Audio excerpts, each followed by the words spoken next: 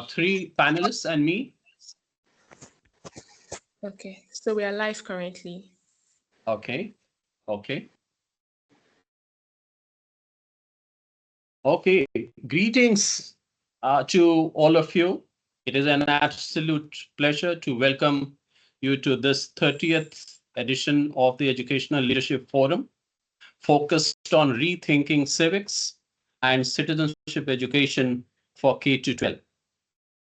We sincerely appreciate your taking time out of your busy schedule to join us today. Your commitment to this discussion reflects the shared responsibility we all feel towards shaping the many futures of education. My name is Ashok Pandey, and I am the moderator for this panel discussion today in place of our very dear friend, Mr. Aryan Salman, who is not keeping too well today. For those of you who are now very new to this leadership forum, I would say a few words about it before we begin the proceedings for today. The Educational Leadership Forum is a gathering of leading experts, practitioners, and educational leaders from across the top institutions and organizations across the world, dedicated to shaping the many futures of education. Each edition of Educational Leadership Forum focuses on a critical theme and features a stimulating panel discussion, an inspiring lecture from global experts, and a dedicated global networking opportunity. In this age, ladies and gentlemen, of rising polarization, global crises, disinformation, and declining civic trust, how we prepare our young children to participate in a society is more urgent than ever. The classroom has always been a space for cultivating civic identity. Yet today, challenges demand us. We rethink not just what we teach, but how we nurture the values of empathy, participation, responsibility, and critical thinking in our young learners. Our current civic education often relies on rote facts about government systems or textbook patriotism. But does this model equip students for the complex civil realities of today, including the crisis of the climate, digital citizenship, social justice, and participatory democracy? Ladies and gentlemen, this is the topic of discussion today. We are joined here by three very distinguished panelists who are pioneering new approaches to civics and citizenship education across different countries and contexts. I'll take this privilege to introduce them each. First, Dr. Erica, who is an accomplished education leader and international consultant with over 15 years of experience driving innovation, education reforms across Latin America, Africa, and Europe. She currently serves as the head of a school in Germany and an advisor for international organizations worldwide. With a PhD, Dr. Erica in education from the University of Sao Paulo, Brazil, she has been working with UNESCO, UNICEF, the OEL, and national ministries to design, implement, and evaluate larger scale strategies and public policies. I welcome you, Dr. Erica, to this panel discussion and looking forward to your learned interventions. My second distinguished panelist is Meenakshi Oberoi, education evangelist and CEO of D Pedagogies India. Meenakshi is a dynamic and visionary CEO who is committed to driving innovation and excellence in education. Her passion and expertise have made the organizations a leader in the field of digital pedagogy. Meenakshi drives programs at the D Pedagogies as HP Education Ambassador, Microsoft in Education Global Training Partner, and preferred partner of Adobe Education India. All these she does to enhance pedagogical content and accelerate technology benefits in education with a scope of activities that cover the full spectrum of learning scenarios, including pedagogical theories, practices, student programs, teachers, professional development programs in K to 12 learning technologies. I welcome you, Meenakshi, and I'm sure your intervention is going to enlighten the audience. Our third distinguished panelist is Dora Shuminovic, European Council for Teacher Waldorf Education, Croatia. Dora has been active within the European Council for Steiner Waldorf Education for 6 years and is responsible for its European and international level advocacy in the field of digitization of education. In this capacity, Dora is representing various approaches that include guidelines and resources for schools, teachers, and parents on holistic digitization practices in education settings.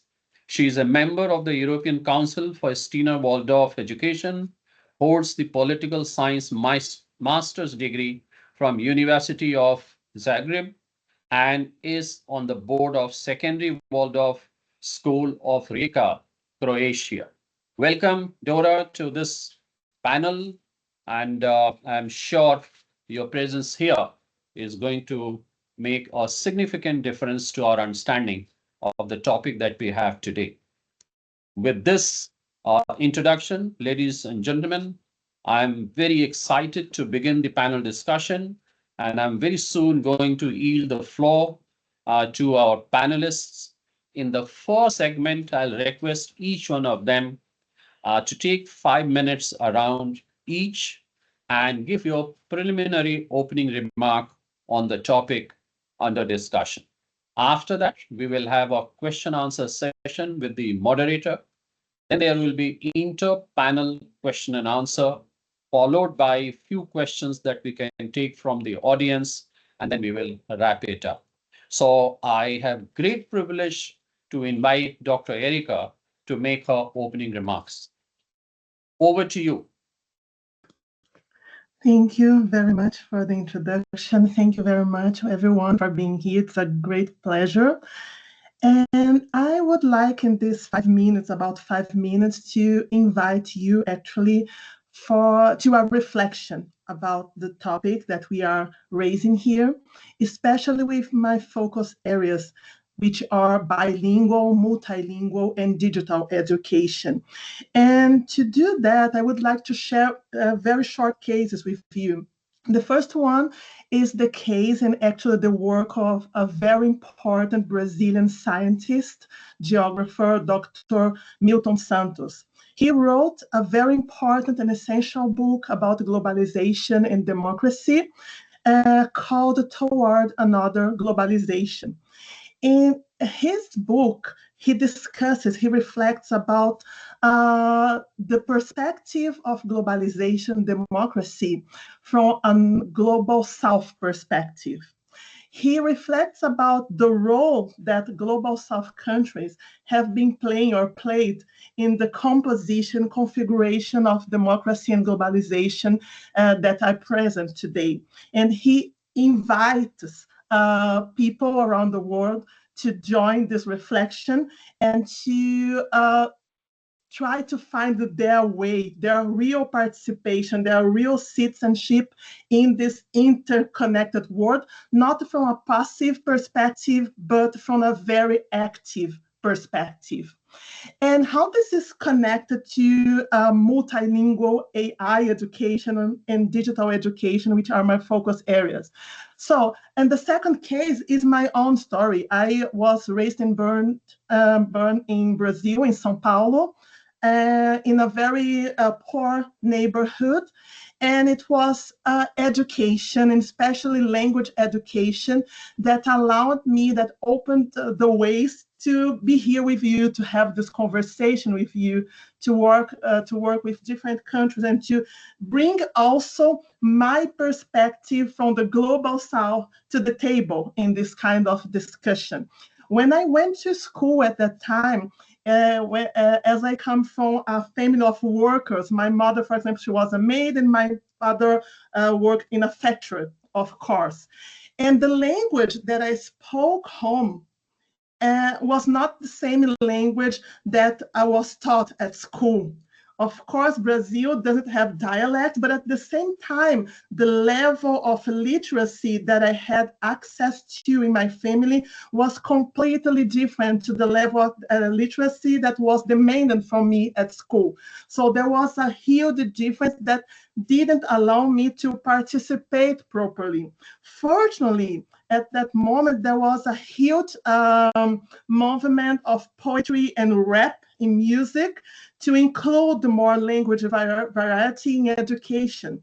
And at the same time, the access to information that we had at that time, 20, actually 30 something years ago, was very, very different to what we have right now. So how were informed at that point? How did we have access to opportunities, to learning opportunities in general? So we had the barriers of both language and at the same time information. But this is still a reality for many, many millions of students in the world.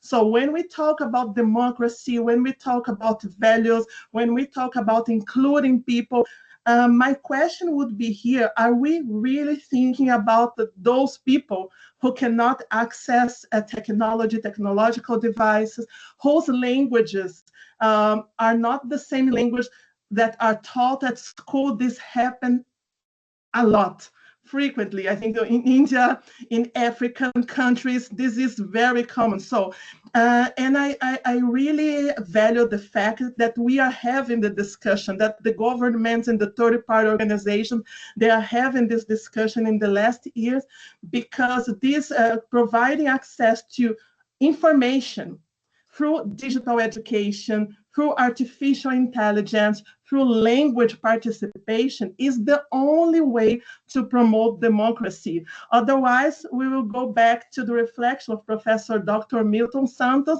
that will be only reacting to decisions from the global north, from the rich countries, like dominant countries, and not participating. And in this case, if this continues, if this gap is not reduced through technology and through language, there's no democracy. There's no real democracy from a global perspective. So, and then I would like to invite you to reflect about this, how language and how digital education, artificial intelligence could promote or foster a real democracy in today's world from a very active perspective instead of a passive perspective. Thank you very much. Well, that's so wonderful, Dr. Erica. You have touched upon some of the very vital questions of a flourishing democracy. And the issues that you have talked about, the inequalities in terms of language or digital infrastructure. And these things we back here in India resonate with these so much that it really touches our heart, because we also realize it, that unless these questions are addressed, as you rightly said, we will not be able to move to the real democratic fulfillment for all the citizens. So thank you very much for bringing in this point. I really appreciate it. And I take this opportunity now to invite our panelist, Meenakshi, for your initial remarks, please. Thank you so much, Dr. Pandey and Dr. Erica. Thank you for inspiring us with such a beautiful opening note. I don't think there could have been more befitting opening than this. So thank you for that. And yeah, I am an education consultant and I visit classrooms. I meet teachers very often, and that's where I could talk about from the first-hand experience perspective. I've myself been a teacher as well, so. I think I would say that civics right now is a quiet subject tucked away somewhere between history and geography. Yeah, so I think that's something, that's a thought that I came here with today. And I would want civics to be thought of from a different lens or a perspective rather than a subject. Probably it's a way of living, it's a way of life. I'll give you an example, a very simple example. Uh, every nation does that. So you stand up when the national anthem is playing, right? And whether it's a cricket match or wherever you are, even in a movie hall for us, we stand up. And one of the students, one day said, "Why do we have to stand up? I don't feel proud. So why should I stand up?" Especially, in an international scenario, it's very important in IB schools when we stand up to sing our anthems. There are students who might say, "That's not my nation. So why am I really standing up for another nation?" So they have to actually go deeper to understand. But instead of the teachers saying, "No, you have to stand up and it is this way only," the teacher said, "Good question. Let's turn that into an inquiry." And we had a week long independent inquiry running in our classrooms where they identified the reasons behind standing up for any nation's anthem. What is the significance of the anthem? So it's more of a perspective of bringing, I think, a kind of a decorum, a kind of a way of life, a kind of these are not policies or procedures. They have space in our life, why we practice certain things, why is democracy there, what are the other types of governances, who's writing the laws, when will they change, do they ever change? These are some of the very important questions that I think need to come out for discussion, especially like you said, Dr. Shuk, that this is a world of misinformation, lot of information, and it's very difficult to identify between a fact and opinion, a rule or made by a government, or it's just my rule, it's my way. And somewhere patriotism is something that we need to start rethinking in this global world. And I teach in a digital, I actually work a lot in the digital space, so I'm often invited for a session on digital citizenship. Now that's something where the thought starts. What do you want to talk about, for me to come and talk about? Digital or citizenship? And how different is digital citizenship than citizenship itself? If you understand citizenship as a core, then I think applying it to the digital world will not be very different.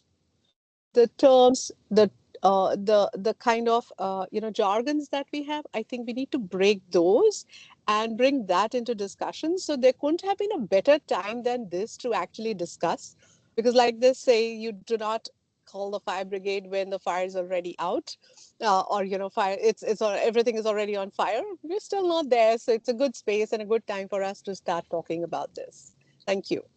Yeah, thank you, Meenakshi. I was listening to you very carefully, and it is so fascinating that you took this subject called civics to a different realm, you know. And I cannot talk about the word, but at least in our part of the world, this is a kind of a concern or a tragic concern that all the subjects we confine it so much into the content of that subject that what is the real value or lessons for life we are not able to take out of it, you see. And civics being the subject that it is, and it touches so many realms of our life, and the citizenship emanating out of that, I think this discussion in the light of that and what you have said becomes even more important. So I think Both Dr. Erica and you have given a very good tone setting to this discussion that we are going to have. And I'm sure my third distinguished colleague here, with her opening remarks, I think we will have our agenda fully set to take to the next segment of this program. So, Dora, I invite you to make your initial remarks, please. Thank you. It is indeed a pleasure to speak after these two smart women who have brought in very important remarks. I'm happy to be here with you, and I give my greetings to everyone who is with us in the room, in the virtual room. I would start my remarks also a bit from a personal perspective or something that I have lived through. As a child, as someone who went to school, as most of us have, that was the first time, or when I started, going outside of my immediate family surrounding, my friends, someone who I'm related to, or in some way connected culturally, and entered a space with 10, 20 new kids and a teacher, and that was the space when I started finding my voice, finding my place, and realizing how important it is to listen to others and to be together with a group of people who are different than me. This was when I was very little, but such experiences kept on happening, of course, through my life. And I think that after studying political science and for 5 years, thinking about theory, thinking about history, philosophy, I realized if we really want to think about how to change a society, how to make it better, we do have to think back to what is the social setting, what is the community we're building in a classroom, because this is the first time we're entering society in that sense, and we're teaching or we're showcasing children. As a teacher, we're kind of drawing borders and lines. What is something that's fair and acceptable? What is something that we need to work on, and we need to avoid that kind of behavior? Things like mutual respect, things like your voice matters and I want to hear from you. Things like it pays off to put your effort into something. It's good to be passionate about something and be true with yourself and move forward in that sense. And that, the true change can only happen if we are starting there. And I think all of us here speaking about education, we pretty much probably agree. This is, for most teachers, what leads them. Okay, this is my passion because the salary is not that great. The social perspective, social idea of you don't have that much respect as a teacher, as someone who's a doctor or a lawyer or something. But your responsibility and your love for children and for people is what actually is moving forward, is making you be there and put all that effort into it. So now working at the European level, thinking about kind of that general level of education, of course, these thoughts need to stay with us. And we are now in Europe at least, but in a moment where, even though we have democracy for a long time, in my country where I come from, not that long, but there are very long democracies here in Europe that are now again going through a bit of a crisis. It's, when the majority of people is saying, well, we don't necessarily want democracy anymore, and then what do you do? So we are at a time when we have to think about citizenship education, about what is the role of the citizen, what is the role of individual in a society, and what is the role of education in this space. And I was also, of course, intrigued by the remarks of Ms. Menekash on digital education, because this is the nuance of this age. We are faced with digital tools that in one way bring us all closer together, but in another way, they also move us with the algorithms and different programs that there are move us and separate us in separate groups that then seem to be opposed, and then we seem to have much more social problems than if we weren't using them.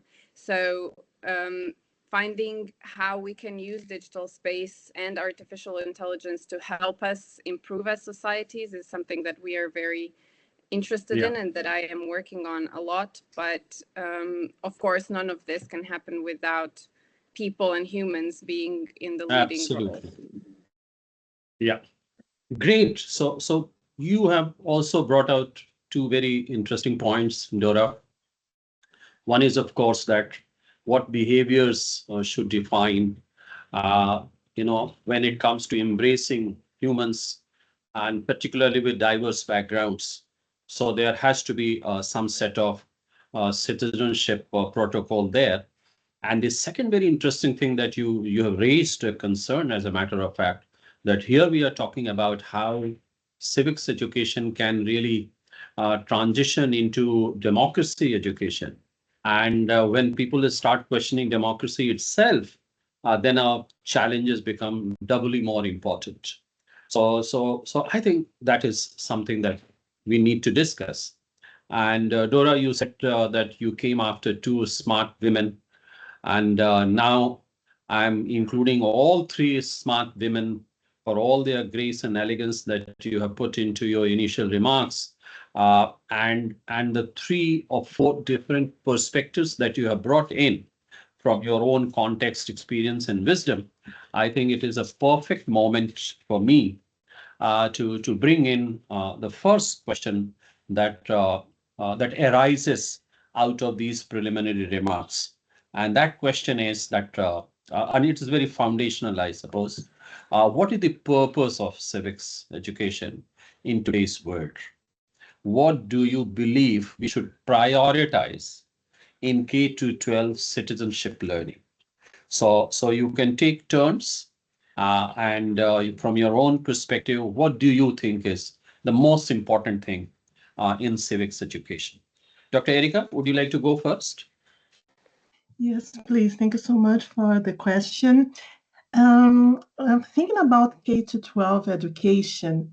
What comes especially to my mind is that we are talking about civic participation. We are talking about rights and values and duties as a citizen.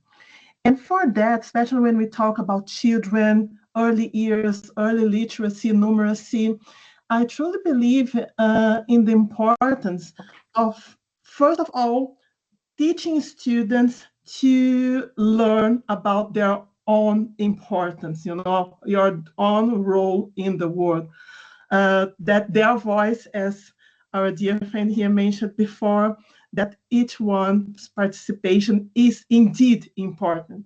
And this starts very, very early when we teach our children that they have a value in their world, in their families, ideally at the school, from a very personal level first, because from the moment you can understand who you are and that you have a value, it's almost automatic in this process of citizenship education to understand as a child that the others have also the same level of importance. My friend here in the same classroom, if I am important as a citizen, as a person, these my colleagues, they are also important. So I see that's the best way to start citizenship education in K-12 education, from a very personal and community view first, and then in the second moment we will be starting talking on a higher level from the political perspective. But first of all, children need to understand that they have indeed a value in the world, each one of them. Yeah, absolutely. So the rights, values, duties, the personal importance and my very being in the classroom. I think these are the things that you are emphasizing, and rightly so. I think these are very fundamental and very important. How about you, Meenakshi? What would be your priority? So, taking from where Dr. Erica's left, I think I would put two things here. Number one, values, a value system around, like she said, that who am I? Respecting yourself, respecting others, building empathy. That's the kind of first piece that I'm looking at. Resilience, acceptance. I mean, I can go on with the values, but you get the point. What I'm trying to say. The other thing Mm, that what I'm bringing here is there's a large chunk in IB when we are covering our themes. It's called how the world works. yeah. It's very important for us and for our students to understand how the world works. And I'll go with Dr. Erica to say, start at home. Let's start very close to me Mm, because I live in a family, even if it's a family of three or four. There's a kind of a structure, there's a kind of a decorum, there's an understanding, there's a level of respect, there's empathy towards what we do. I think civics education starts literally from there, and then of course we can scale it up. yeah. So I'll, in the interest of time, I'll not quote an example here, but there is Mm, so much that you can talk about. But I think I've yeah. conveyed my points there. Yeah. Yeah. Absolutely. Absolutely. But Dora, how about you? Yeah, basically building, of course, on what was said already. In Waldorf education, we find that practicing something is much more influential to learning than it is to speak about it. And so this would be my emphasis, of course, that in kindergarten that can look in a lot of ways like giving space for free play among children of the same age group is a very powerful method to see how they interact, and teacher being there just as someone who is observing and not really putting or giving a lot of explanations into the play, and learning more about these children so that they know how to support them better in the ways that they are moving in their social surrounding. Of course, interventions are needed when things kind of cross some lines or they start punching each other or something like this. But um, giving that free space for children to build both their imagination and their social and their connection to others. Later, when they're a bit older, that being introducing student councils, for example, so that the children start building these structures where their voice is heard in a more structured way, or they're even representing a group of their classroom, for example, towards the school council, school student council. So everything really between these two practices and many more subtle situations in a classroom on a daily basis would be, I would say, the priority when it comes to citizenship education, and then teaching about it in a sense of more intellectual academic understanding of this is of course important, but that should be kind of the second step. Absolutely. Yeah, that's well said. Practicing and modeling and allowing situations where children can express themselves. We can observe and perhaps we can guide them. I think that is a very refreshing point indeed. So with this, one thing that is emerging is, and I'll take this question first to Meenakshi, because you raised this in your opening remarks, that the citizenship education and the teaching of civics and democracy, it is so important, as you said. And ironically, if you remember, and if I'm right, when we entered into the digital era, we started talking about digital citizenship. But before that, we never talked of citizenship education. We took it for granted. And it is now in the light of digital citizenship, we are talking of the citizenship as a whole, right? So my question here is a bit reflective. that despite its importance and so much vitality around it, why do we give this second citizenship treatment to civics education, and why do we not focus on it? And therefore, if that is so, what will be your one or two suggestions to the schools and school leaders how we can prioritize citizenship education within the broader framework of civics education? Meenakshi. Thank you. And yes, I think you rightly pointed out that citizenship just went missing. And, if we were to, at least, especially in our countries, at least in our country, I can say that it wasn't so when we were in school. We were not just taught, we were almost living that era. There were so many Yeah. opportunities for us to live those. And they were the civics books were very rich.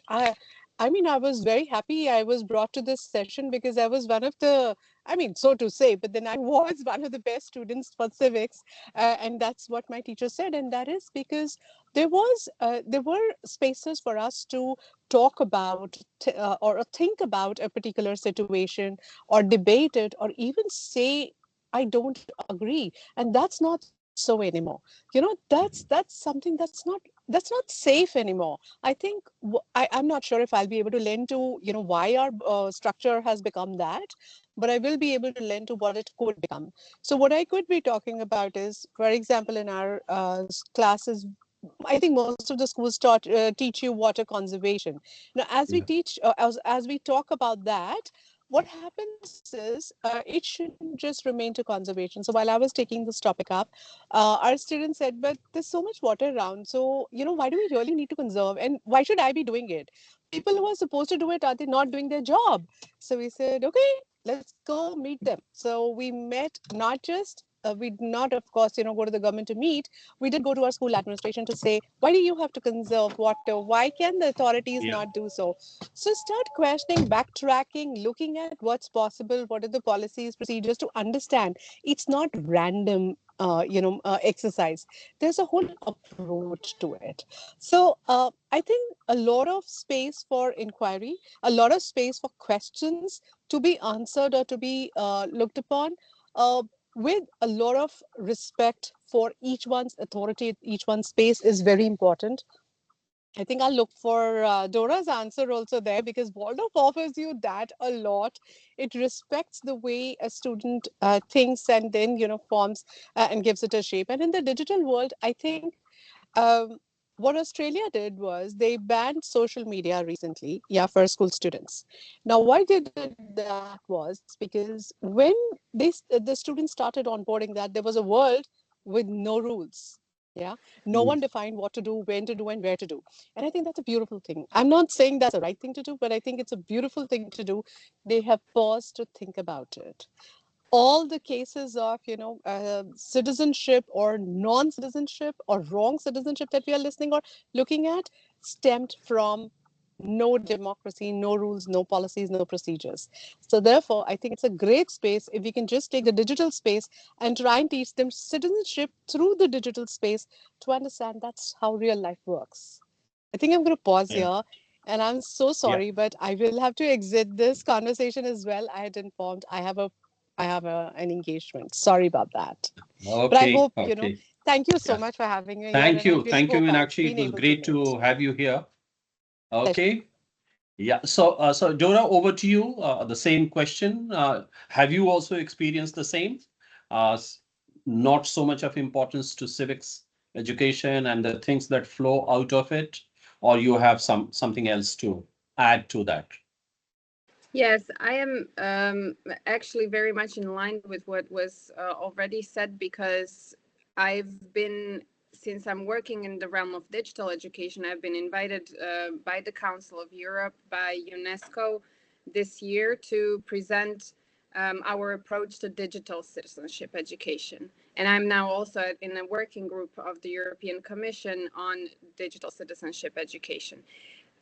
But what I always bring in is it digital citizenship does not exist without citizenship existing, and that's where Yeah. we need to start, especially if we're talking about children, so K to 12. The digital part of the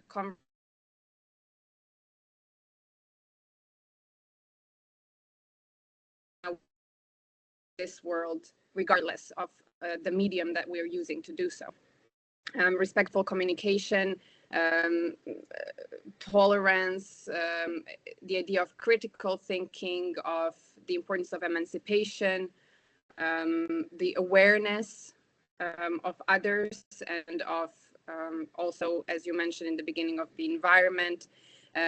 These are the things that exist, that need to exist with us in the material world, in our analog selves, and then only can be kind of communicated, reflected through digital space. Of course, we can use digital space to inform ourselves, to learn, to get in touch with different communities, to get insight into how others are working, who we could not meet otherwise because they are displaced from us, and so on. Or to reconnect with some parts of our identity that we have been removed from. But we need to understand, when we talk about citizenship, that this is still something that influences us as people. And the digital part is, in my opinion, only the medium there. And that is a very important distinction. Absolutely. Thank you very much for elaboration of that point. Dr. Erika, over to you. Thank you very much. Yes, I resonate a lot to what Dora said. And at the same time, I was reflecting about the new perspective that we gain from a philosophical perspective as human beings, as members of a society, when we are in the digital world. Because there are, of course, the moral, the values, and the regulations, the laws, that according to some scientists, some researchers, some thinkers, conduct our style of living, that regulate our style of living. So we are how we are because of the values, because of the institutions that surround us, church, community, you can mention many of them. So these institutions and those values, they kind of build who we are. But when we go to the digital world, this kind of disappears, because there are no like one specific institution, family or church or who else you can mention here, who will be building who you are, which values you have, and how you are behaving as a person, as a human being. With that, we are in a very dangerous and gray area to exercise citizenship. Because maybe we don't have this emotional, social control, let's say so, from those institutions, because the digital world is a super free world. And for that, this is a reflection. I don't have an answer here. It's much more a reflection. How can we make sure that in this world without institutions guiding our values, we can make sure that the same citizenship that we have in the real world is implemented in the digital world? Of course, we need to think about data protection, about safety. There are many channels and many processes that countries can implement for that. But I have my questions about if it's the same in this digital world without barriers, without moral barriers. Yeah. Okay. Maybe. Yeah. Is it okay if I come in a little bit? Yeah. Still? Please. Please. Thank you. Because I still have this one thought. Of course, I think as much as we are seeing citizenship as something that needs to happen individually on our own level, kind of, let's say, separate from whatever is taking place digitally, when we talk about digital citizenship, there is one nuance there, which is that we should see the digital space as the real space. So where we are interacting with people, where we are, where it's not that all of what we've learned about how to be a good citizen disappears all of a sudden because we can hide our identity, or we don't see someone's reaction to our rudeness or something like this, so that we have created this cheat space where we don't need to worry about what is our effect on others. We should see digital space still as space where we are interacting with others, and our impact on others exists in that space as well. This would kind of be the addition. Yeah, absolutely. It is. It is. The virtual is the new real, and therefore, behavior which we thought in real it was more under scrutiny and more under guidance and criticism. I think the same thing is available in the virtual, and the very alibi that we can hide our identities and we can go ahead with doing anything else, I think is a misnomer. It is misplaced, and it goes against the very ethical behavior. So I think this is a very, very important point that you have brought in. And I'm addressing my third question in this series. I will invite Dora again, you, to reflect on that first. The countries are becoming more and more, the inclusive in terms of culture, in terms of ethnicity, in terms of languages, because of migrations and people coming from one place to the other, whether it is work or whatever reasons. And therefore, I think our classrooms are throwing, a new set of challenges that when you talk of civic education, what shape it takes in a very multilingual, multicultural, multi-ethical classrooms. So does it require a new set of curriculum or pedagogy or new set of skills for the teachers? What is your reflection on that, Dora? Yes, I do think that it certainly does bring up a question of additional skill set for teachers, an additional, let's say, realm of understanding of their students that they maybe don't have to that level if they have a kind of more homogeneous group of students.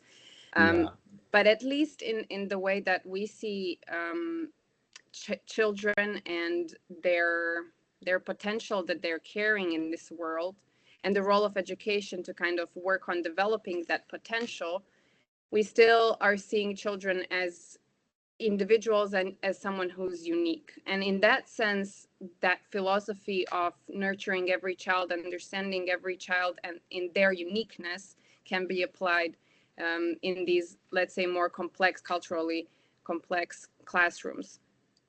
And that would be to include the parents. This is a very important part of our work, where we see parents as somewhat partners of the teachers in this effort to understand who the child is and how can then teaching take place from the teacher's standpoint, and what is the understanding that the rest of the class should have around this child, so that they are well welcomed and that they have their space to flourish in the classroom. So understanding the home life, understanding the culture of the parents, and making that effort on the behalf of the teacher, we find important.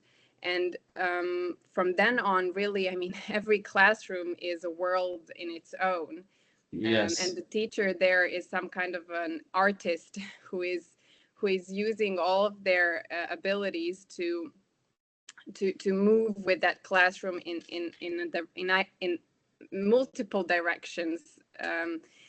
We in Waldorf education indeed do see art as a way to do so, both through painting and to making music. These are very open spaces where these differences can come out and children can show them in ways that are complementary to the rest. So this would, for example, I mean, be one more practical suggestion, but yes, it is a lot of the work is on the teacher. Yes. Yeah, absolutely.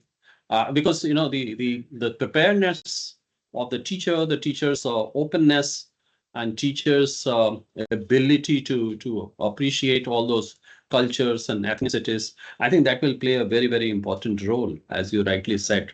Dr. Erika, how would you reflect on that aspect?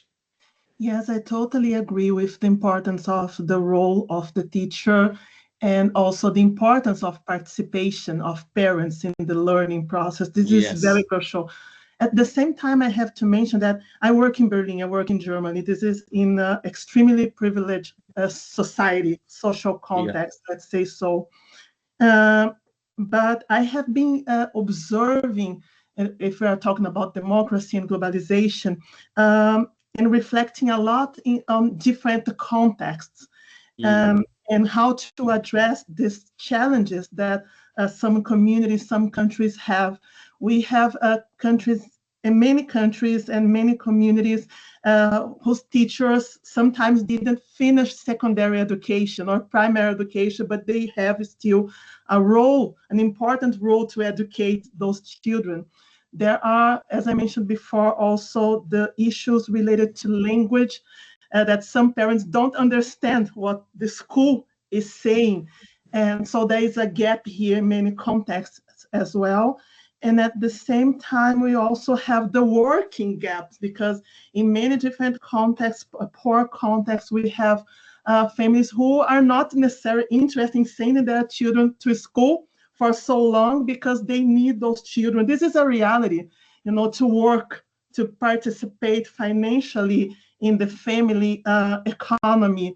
And there are great projects, great programs trying to address this gap because the family, as Dora mentioned before, the family, the community, and the teachers, they play an essential role, but they are not present in all contexts. And organizations such as UNICEF that I worked with, and in some countries, they have an extremely important role to kind of fill these gaps, to Yeah. create community leaders, to offer instruction, to have a partnership with university, to engage the whole community so that we can engage those students, keep them at school, even though we don't have like the ideal scenario that I have at Yeah. the school I work, in the school I work at in Berlin.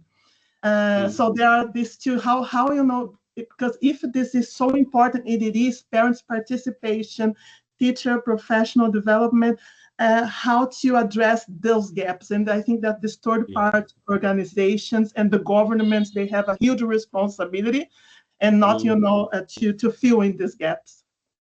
Absolutely. Absolutely. Thank you very much for your very fresh and very enlightening perspective on this. And I think at this juncture in our discussion, uh, I have earned the right to ask you a very obvious question. And I was looking forward to bring in this question at an appropriate time. And I think that time has come. And that question any one of you can take, because only two of you are here now. And this question is about the growing recognition of global citizenship education. So how can the local, the national, or the regional for that matter, and global civic identities can be made to coexist in our curriculum and practice without creating any frictions, if at all? So how would you deal with this kind of scenario? Uh, who would like to go first? Dora. Yeah, it's Yeah. yes, thank you. I can go ahead. While we were still reflecting on the last question, I kept on thinking about how I've only emphasized the challenges that we have when we talk about very diverse backgrounds that children have when they come to a classroom. But this is actually in when we think about global citizenship education, this is a huge gain, because Mm. you are experiencing these cultural differences in your immediate surrounding, among your friends, and Yes. you are also, because you're spending so much time with them and they are becoming your friends, you are understanding that there's a layer of all these differences that we are seeing, but beneath that, there is a lot of commonality that we could have among each other because we both like, to draw, or we both like to play outside, or we both like to talk for for a long time about our feelings, or and it's really enriching to know that the world is moving in this way, where even from children we can experience this understanding and this love among them, regardless of, let's say, their background. So if we think about education, I would say this is a really rich and kind of a very fertile, flourishing space, a space of potential to build the awareness of global citizenship, of us all being a part of human race, of humans on this earth, and that we all do have things in common, and that we should all, of course, work towards something that we all care about, which, in my opinion, as you've mentioned before, should be to a large degree that we keep our environment safe, so that we can keep on living here. This is something that really touches on all of us. Or, of course, striving towards peace and peaceful living, and these kinds of values. This is something that we can look at and value in classroom, but also look as something that we want on the global level. Absolutely. I really love the way you have put it. And what you have essentially said, Dora, is something very profound. And what I understand from what you have said is that the differences are there. Fine, all right. But those differences can be made to look very small when we start talking of the commonalities as human beings, and also the common goals that we all have as human beings. I mean, one earth, one goal, one family, that is what most of the cultures envisage. So I think that is a very good strategy, that not to begin with the differences, but to begin with the common traits, common characteristics, and common goals. I think that will be a very fine pathway to move towards what we call global citizenship. So I think this is very profound. Dr. Erika. Yes, for me, I resonate a lot with Dora said. And I would only add to that in very short words that teaching from the very beginning to students in primary school and secondary school, as we mentioned before, they have access in general to information technology. So they are exposed, they know from their perspective what is happening.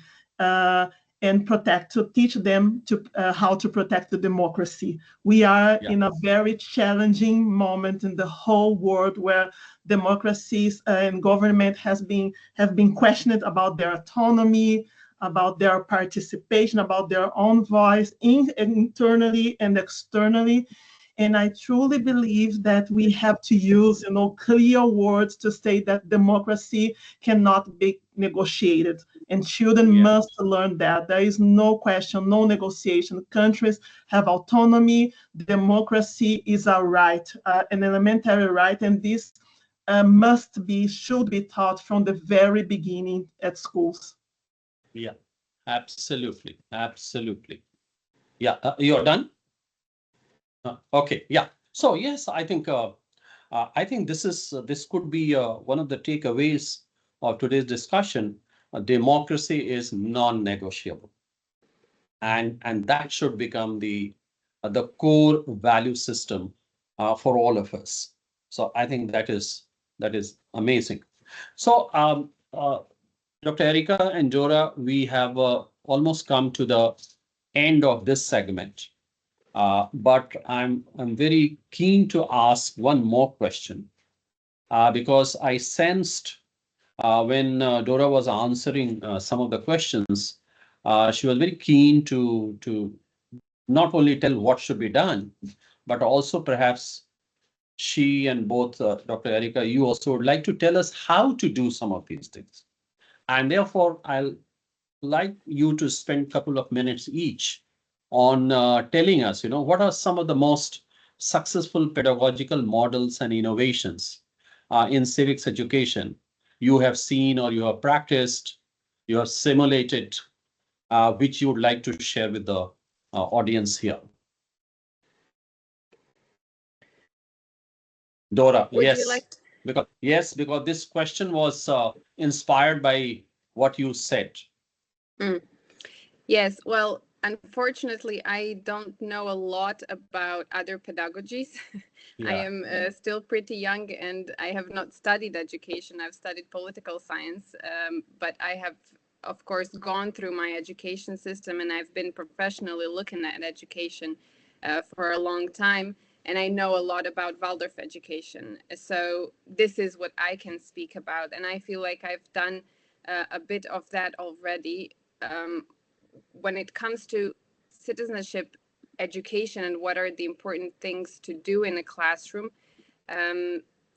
apart from what I've said already, I think it's also very important to create a culture where conflict is something that is acceptable, but that we learn how to work through in a peaceful, Yes. in a dialogical way. And this is both between the students, but also between a student and the teacher. Yes.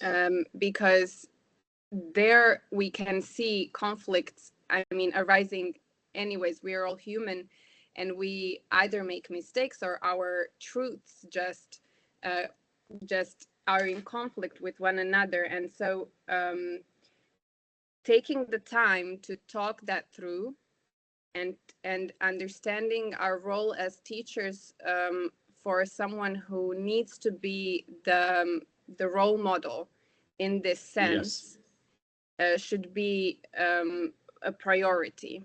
I know very often in the classroom we are kind of running after the learning outcomes. We want to go over all the lessons that we've planned and we don't take the time, we overlook the importance of taking a moment and focusing on a conflict that has taken place and drawing out lessons from that conflict. This is the dimension of citizenship education, which is cross-curricular. This can happen in any subject, and this should be kind of the awareness and the task of each teacher to take that moment and to address that either on the spot or dedicate a time later on during the break or in the next time you meet with the class to open that conflict. And I think in that way we're both creating a more healthier environment for students to learn and to really also academically progress. But we are also teaching them, I would say, an even more valuable lesson on how to resolve a conflict, which will be something they will be dealing with their whole life. Absolutely. Absolutely. So, Dr. Erika, your prescription or some of your best practices. Yes, definitely. Yes, I agree that, the raising and fostering critical thinking, independent of the pedagogy and methodology that is used, fostering critical thinking so that students are free to ask their questions, to make their reflection, to collaborate actively in the community they are part, including the community of school. And for this to happen, I will go back to the language part. So I'm an enthusiast of content language integrated learning and translanguaging. These are philosophies for multilingual and bilingual classrooms so that you allow learning to happen because of language and not in spite of language. This is a very important, from my perspective, like a prescription, as you said here, to make citizenship happen, to make critical thinking possible. students need to be listened, and they will only be listened if their language is understood from a very low-income country to a high diverse linguistic country like Germany, for example, or Brazil, with the difference in literacy. So creating a space and creating techniques in teaching so that students can participate, even if they don't speak the language, the official language, or if they don't speak the second language, the third language, on a higher level, that this cannot be a barrier for them to participate actively. Absolutely, absolutely. Thank you very much. So I have overshot this second segment, but since one of our panelists is not here, I'm sure we can make it up in the third one. And just for your information, the third segment, the format of this panel discussion demands that in the third segment, the panelists talk amongst themselves. So now that only two of here, it will be panelists talking between themselves. So how it will go is, Dr. Erica, you can ask Dora something, and in return, Dora will ask you something. So is that fine? Is that so? You can go ahead, Dr. Erica. You can ask Dora any question, any reflection, whatever. You are free. Yes, of course. Thank you so much. I would be curious to know, Dora, what is your perspective about the challenges that teachers face? Because as you mentioned before, they play a central role, but at the same time, we all know that teaching profession is extremely demanding, can be extremely demanding. And my question would be how to keep, would be your view to keep teachers motivated, engaged in this diverse and digital and everything that is happening now context? Yeah. Yes, one practice that we are very, let's say, strict on in Waldorf education, which I think is exactly answering your question, is to have something that we call collegial circles. These are meetings of teachers that happen every Thursday afternoon. Either if it's a big school, then some departments in the school according to age group and things like this. In a smaller school like where I'm from, all of the teachers, all 20 something teachers meet all together, and they discuss jointly, try to look into specific issues that came up during the last week that they would need help from their colleagues. And this can go as deep as looking into an individual child and the challenges that that child in one classroom has, which then other teachers could have also experienced because they're teaching some subjects in that classroom. But the main teacher of that class is really struggling in finding a way forward. And so this collegial circle is a space where they can discuss this among themselves, or on some, more general questions as well. It's a firm meeting where you feel the support and the community of the teachers in that school. As a teacher. Of course, another very important aspect, which is in some of our schools not a reality, is that we have fair wages. This is something very simple, but I am coming from the school movement, which is not always state funded. And so we are kind of also working with the space in which we cannot raise enough school fees to even properly pay teachers. But even if that was the case, and we can achieve the pay like in state schools, that is not really a goal, because the state teachers or teachers in general are not really properly paid. And then what do we do about that? This is usually a decision that happens on the level of a government. And who in the government can change this, who can put more money into education. that needs to be a group of people who understands the role of education in a society. Usually, you know, when we speak about money, it's about, okay, what gain do we have from this investment? And education, in one sense, is a simple answer, because, I mean, you are building the next generation of your citizens. Isn't that the most important thing, and that a society could be working on?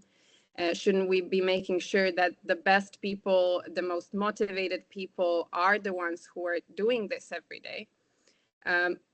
But on the other hand, we don't have this immediate financial payback for this investment. And in this sense, in many places, I mean, in most places that I know of, these decisions are not being made. And I think as a society, as also civil society in which we are, you know, speaking right now, we all need to constantly be raising this question and bringing it to the policymakers who can make these decisions. These are kind of, we need structural support for teachers, and then we also need something more personal for them in a class, in a school context where they can help each other. These would be my 2 Absolutely points. Yeah, so Dora, you have been busy answering a question. Will you be ready to frame a question for Dr. Erika? Yes, I think so, because I find language learning as something extremely interesting and often overlooked. So this would be my question to you, Dr. Erika. What would you say is the potential of language learning that is not commonly associated with language learning, that you know it exists, but commonly people don't understand that through language learning we're gaining all of that? Could you? Definitely. Thank you so much for this. Is a very important question, because there is a lot of misconception about language learning, especially because at least I come from a generation in which the language was, or English, for example, for many countries, in my case, English was taught as a language for working, to be open for the professional, what it is indeed at the same time. But the language learning nowadays is seen much more from a perspective of literacy implementation, of literacy improvement.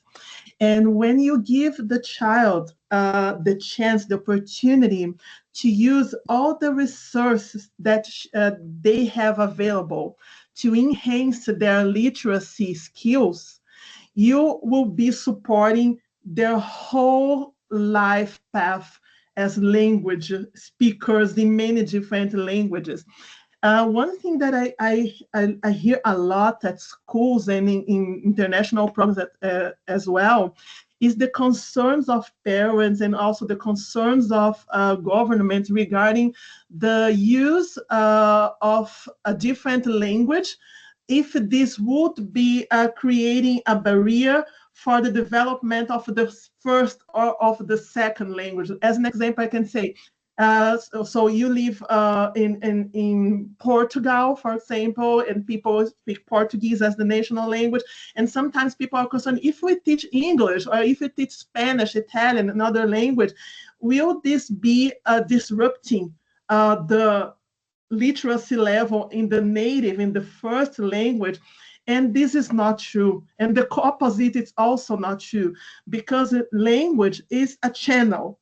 In our brains here, we use our communication channels that we have in our body, including our brain, to participate, as you said before, to participate actively, to be critical thinkers. It's a channel. What we are talking nowadays, when we focus on language learning, is to provide students with the opportunity to use their literacy in general, digital literacy, language literacy, foreign language literacy, to be part of the world.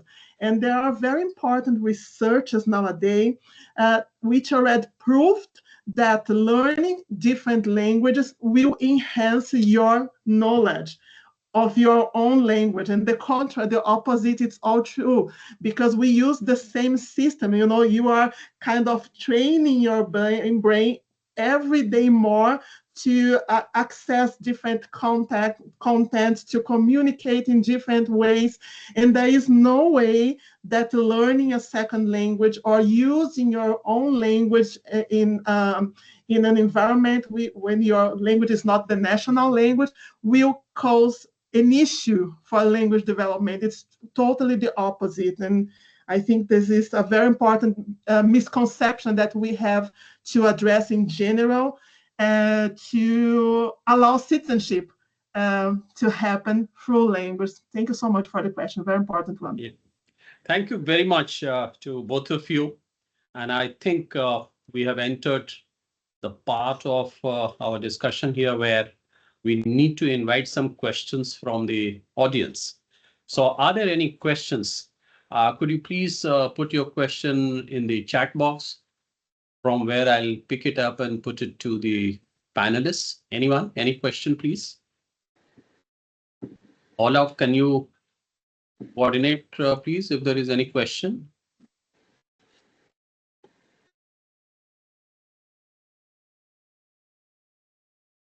Yeah, you may please write in the chat box. If not, then probably I'll ask a couple of more questions. But I'll just give you a few seconds more. If there is any question, you can raise your hand and ask, and you can unmute if that is permitted. Otherwise, you just write in the chat box, please. It would be great to know what our participants are thinking. Yes, that's why I'm very keen now.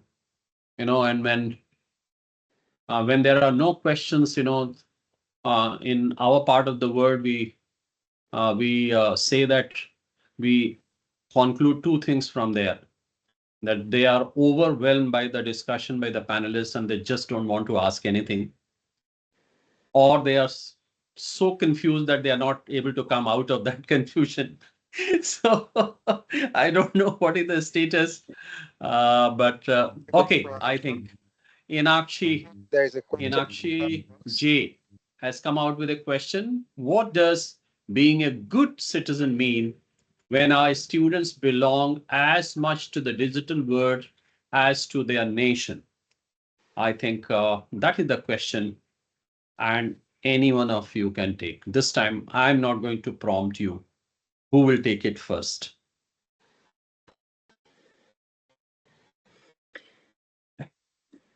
This is a very difficult question to answer because we have the adjective good there. Yeah. This is really difficult because it very much depends on what are we looking at, where are we, and I think we could be talking about it on a very basic level, which I think we already have. It would be a person who is aware of their surrounding and people around them, who is able to employ critical thinking, as Erika has mentioned before, who has it in them to participate, who has managed to emancipate, in a sense, from others' forces on them and made it their own thinking. I guess it is connected to the ability to have critical thinking, and someone who feels like they are connected with the others in a respectful way, that they want to live in a peaceful manner with the people around them. But more specific than this, it's really hard to go if we're talking global, I would say. Yeah. Erika, would you like to come in, please? Yes, please. I totally agree. It's very hard because, the concept of being good and a good citizen we have to consider so many factors here, cultural factors, there are social factors. So my understanding of being good might be very different of many people's concept around the world. One thing that I truly believe, it's an opinion, this not scientific thinking, this is an opinion that one way to measure if you are living in a community with good citizens is if there is the common sense present that every single person has the right to exist, including yourself. So, and this will be affecting concepts of anti-discrimination, anti-racism, anti-homophobia, and many other aspects here. So you don't have to give names of the different kinds of discrimination. If you understand that you have the right to live, and you understand that the other people have the same right as you, this is a fundamental element of citizenship. Yeah, absolutely. I think I couldn't agree more with both of you. And this question originally came from the fact that the children are in one word, which is the digital word, and the other one is their own nations. And probably this, but the fact is that if you're a good citizen of your nation, you can be a good citizen of the digital world as well, or vice versa. And being good is as good as you want others to be good to you. And that is the goodness which is to be reciprocated in accepting diversity, in accepting differences. Dora mentioned some time ago how you resolve your conflicts, how you're respectful to each other. How do we all show our allegiance to the commonalities of the universe and this planet? I think a broad range of agreement to those commonalities will push us towards being more and more good to each other. I think that is what I can add here. So I think we are almost towards the end, but two more questions are there and just a very brief answer. So Dora, you take this. How the young minds realize the importance of universal tolerance in schools? How can we make them do this? Just very briefly. Yeah. Yeah. Well, in Waldorf education, we understand that once a child comes to this earth, there is a lot that they need to become familiar with. And it starts from feeling a part of your own body. Then it starts from feeling a part of your family, then your immediate surrounding, then your city, then your country, and then at the end, the world. So expecting small children to understand the concept of global citizenship is of course beyond us, but I think that these healthy steps that are age appropriate, where at every moment we are feeling a part of a bit bigger and a bigger group, is the way to make this happen. Absolutely. I think the Waldorf system has a wonderful system and a wonderful response to questions like this. And anybody more interested in that, they should understand and read and visit what this system is all about. So Dr. Erica, very briefly, the last question: what influence does culture has in civic education and citizenship because of the diversities in culture attributes across the world? Very briefly. Yeah. Yes, definitely. Cultural has is a central element of civic education. I think that, as we mentioned before, it's super important, it's crucial that children in education, they understand first who they are and what is their importance, what is the importance of the others.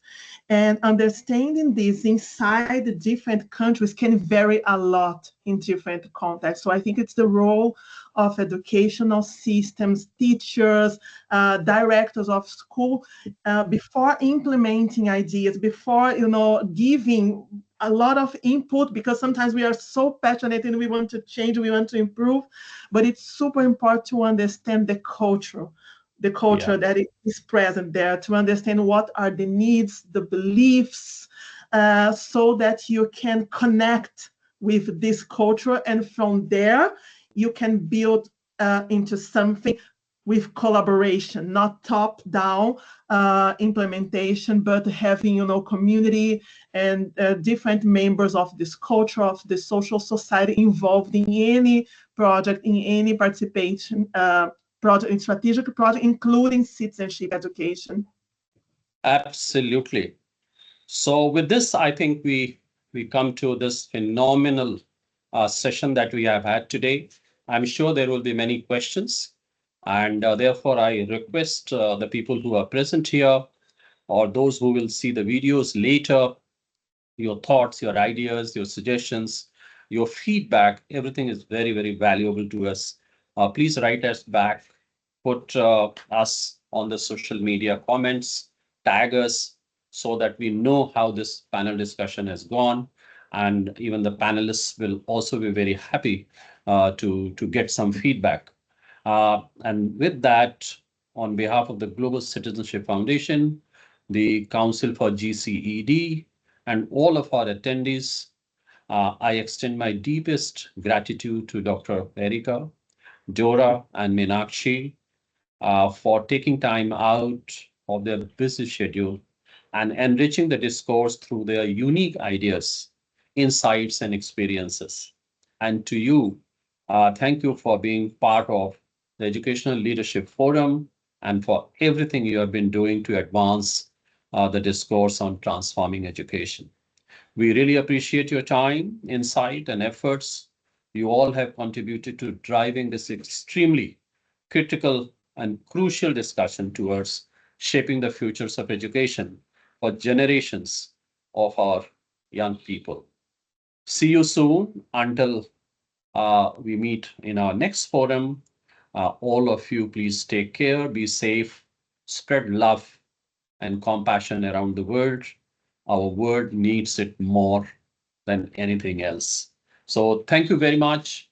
And with this, we close this discussion. Thank you, Dr. Erika, and thank you, Dora, for being so nice, so kind, for giving your very valuable time to this forum. Thank you very much. Thank you. Thank you so much. Thank you.